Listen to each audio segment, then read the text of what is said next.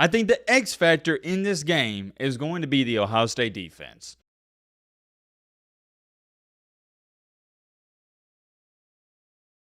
Ladies and gentlemen, boys and girls, don't look now, but we got a top 10 match. We got a game in the Big Ten outside of the Little Bro State and Michigan. I mean, what's going on here? This is unheard of. Ohio State having a tough regular season game. There's only about 2 or 3 of these a season. It's about dang time Little Bro State play some competition, and they got to play a good team in Penn State. This is a team in Penn State in the offseason where I made an entirely separate video dedicated to them in which I stated nobody wants to play this team, and they could sneak up on some people. That doesn't mean I think they're going to win a national championship. They're just a sneaky good team. First things first, though, before we get into any of this, we got to head to a dangerous, and I mean a very dangerous place, my comment section on the recent video. I haven't even looked at the comment section because, to be honest with you, I'm kind of scared. I really am. And like I've told you guys before, 3 strikes and you're banned. Let's check it out. I'm not Kel said. Matt killing it with multiple vids almost every day. Hashtag Matt. All right, strike number 1 for Kel. POB said, this man really don't miss. Love your content, bro. Hashtag MattBeGreat's. All right, that one's all right. That one's all right. What the frick is this? You're the man. So many content creators are trying, but they can't do you. Hashtag big women with bad credit. Love Matt. Yeah, you can keep the big women for yourself. Matt's good on all that. Yeah, Jervis, this is definitely strike 1, buddy. Matt be edging. Dude. What is this, yo? Lax22 said, I wonder how USC will play against a good Utah defense. Utah needs to still find a spark in the offense. Hashtag Matt loves Popeye's chicken. Yeah.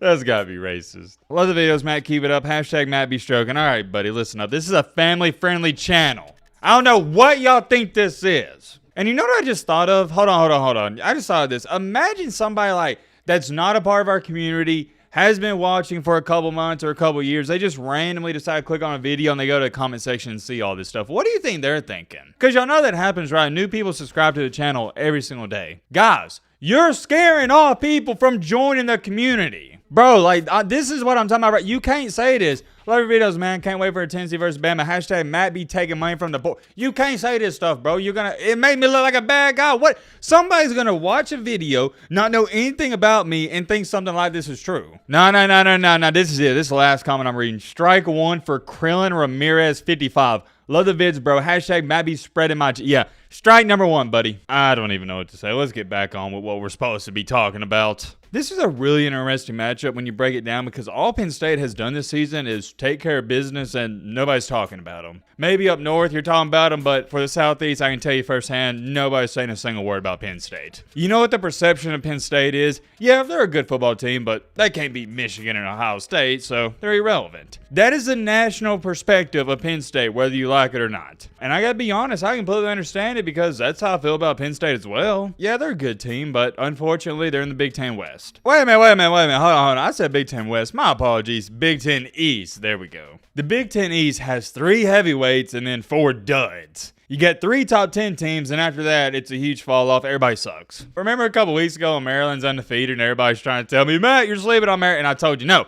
Maryland isn't a good team, and yeah, we've seen that. Maryland is the equivalent to Kentucky in the SEC. They always start the year 4-0, 5-0, and then it's just downhill after that. Because you know what happens, right? They finally start playing some real deal competition, and they get exposed. But as bad as the Big Ten East is, and it's bad, trust me, the Big Ten West is even worse. I'm sorry. The reason I'm laughing is because I'm looking at it. North freaking Western is in 3rd place currently in the Big Ten West. It is a flat-out shame. I'm not up here to talk about the Big Ten standings, but did want to bring it up. Anyways, getting out the way, we got to talk about this game itself, Penn State and Ohio State. And I do want to bring up last year's matchup because I thought Penn State, if they didn't have freaking Sean Clifford back there, they would have won the game. Sean Clifford is the only reason Penn State lost last year. They played Ohio State great. It's just Sean Clifford, well, it's Sean Clifford. Do I need to say anything more? No. The Sean Clifford experience was something I'm glad as a college football fan, just for Penn State fans, is over. I said at the beginning of the season last year, you should have been playing the Drew Allar kid because Sean Clifford's good enough to get you to 9-3, 10-2. He ain't good enough to beat Ohio State or Michigan. Ain't gonna happen. And we saw last year, it didn't happen. But this year in the game, you got 2 new quarterbacks. Drew Allar, the former 5-star recruit playing for Penn State, who I love. I'm high on him. and Kyle McCord for the little bro Ohio State. The running backs stay the same. Penn State's got two of the best running backs in the country, and Ohio State's always got great running back play. And that's always a really underrated thing about Ohio State, is their running backs have always been great in my humble opinion. They don't get enough love because everybody talks about the